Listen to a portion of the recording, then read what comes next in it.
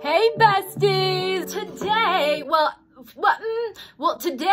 we're gonna do a story time because I love doing story times on the Talk of Tick, but the only issue is that sometimes my stories are too long, and then if I make it on a Talk of Tick, then I'll have to like take out a lot of details that would otherwise be interesting. So today I'm gonna tell you a creepy motel story. Dun dun dun. First things first though, we're gonna address my necklace. Probably no one would have noticed this, but I have to address it. This is a safety pin holding together this charm. Because I broke the chain that initially goes with this charm, but I really love it, but it won't fit on this chain. There aren't any other gold chains, so I'm using a safety pin right now. We're gonna ignore that. Second thing, those are my balloons. It was not recently my birthday, which people actually probably will think it's a lie, but no, you guys know I'm a Libra. It was not, but I bought those just for fun for myself. Last thing, no, that's all. Creepy motel story time. Dun dun dun. Ah, my bra keeps falling. Dun dun dun. When I was in high school, I did speech and debate. Every year we would have one tournament that was on the Big Island. I'm from Oahu, and so the Big Island is a different island. It's like a 30-minute flight away from Oahu. Anyway, so it was kind of cool because it was like, whoa, trip, we're away. So it was my senior year. We hop off the plane and we go to McDonald's. That's just what we always do. You know, I'm eating my McChicken, having a good time. Then our speech and debate teacher gives us all the keys to our hotel rooms.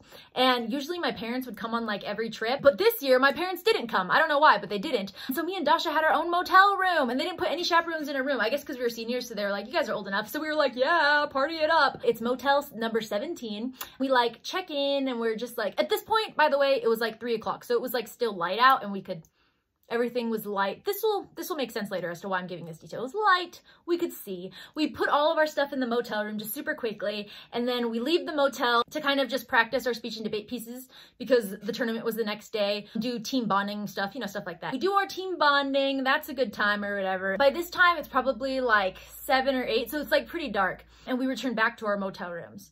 But when we returned back to our motel rooms, we couldn't find our motel. Like it was like it disappeared because before we just went right in, right? It's motel 17. Now we see 16 and we see 18. And we were like, where did 17 go? Like, why can't we find it?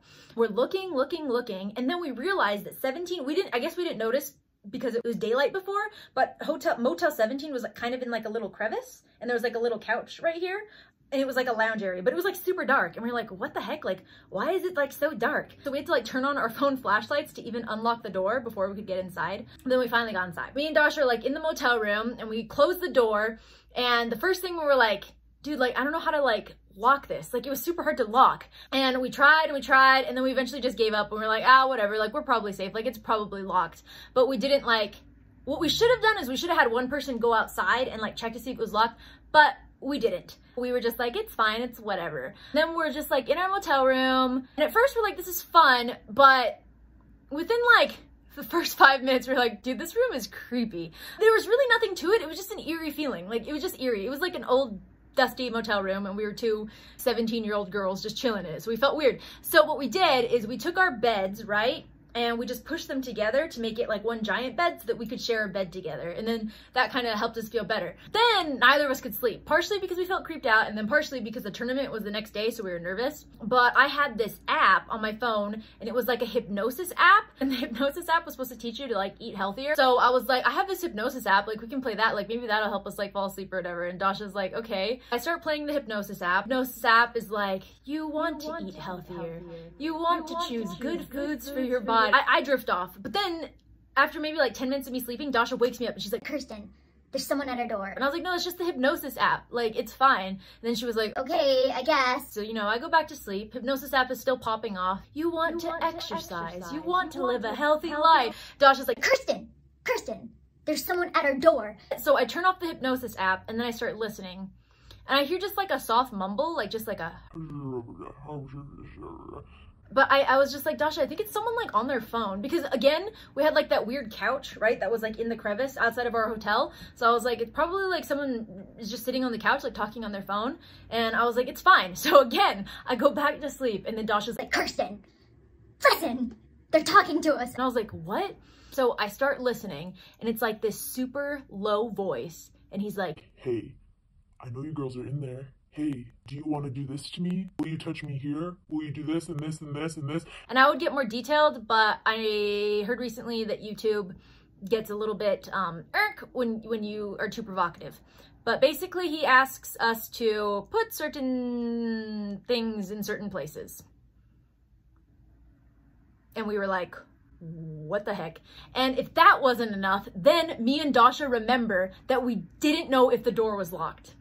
And that's when Dasha freaked out and she just started bawling, like she just lost it, which, I mean, granted, there was a creepy guy at our door, but you know how there's like that psychological effect where if one person freaks out, then the other person like goes in like go mode? So that's exactly what happened, is Dasha is just like bawling and I was just like in go mode. I was like, oh my gosh, like, okay. So the first thing I do is I called one of the chaperones, she didn't answer. And then I called our friend Kenny, he didn't answer. So then I called our teacher and he answered and I was like, Mr. Lau, there's someone at our door. And he was like, huh? And I was like, and he's saying all these creepy things to us and blah, blah, blah, blah, blah. And yeah, so we wait about 5 to 10 minutes freaking out. We like, I think we like even said a prayer. We were just like, help, help, help.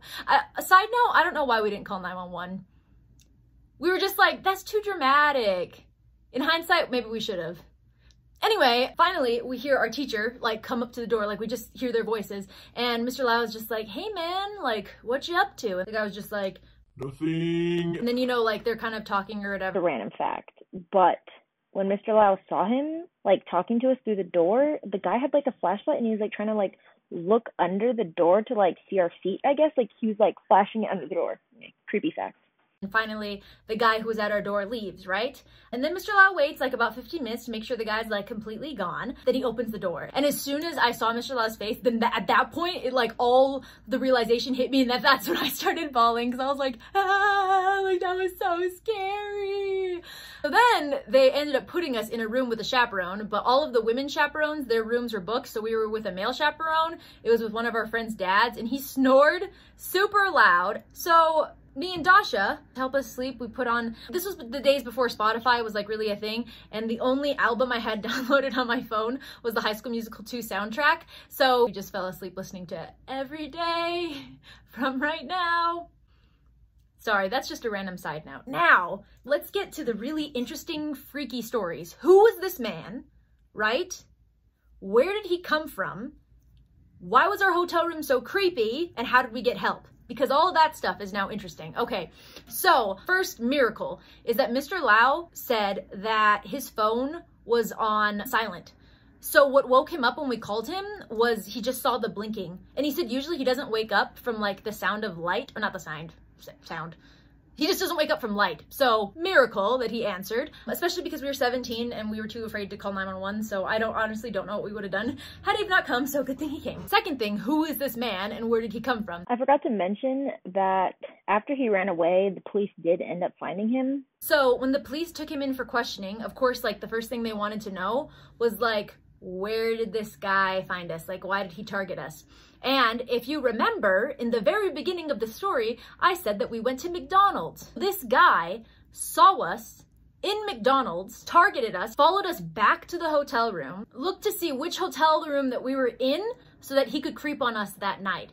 And the reason that we couldn't find our motel room the second time around is because we were in like that weird little crevice. There was a light switch that the hotel management said is always supposed to be on, and he had turned it off. So the second time we had come, he was hidden behind the couch with the lights turned off, watching us the whole time. He overheard us saying that we didn't know if the door was locked. He overheard us saying that it was creepy. And of course, he knew that we were alone. Basically, creepiest thing ever. But we're all still alive and it's a miracle and I'm happy. That's my creepy motel senior year trip story. Really nuts, super freaky, but it was fun to tell you guys this story. More story times coming soon. I had a good time. I hope you had a good time. And I hope we can do this again sometime. Stay safe out there, guys, and make sure your doors are locked. Goodbye.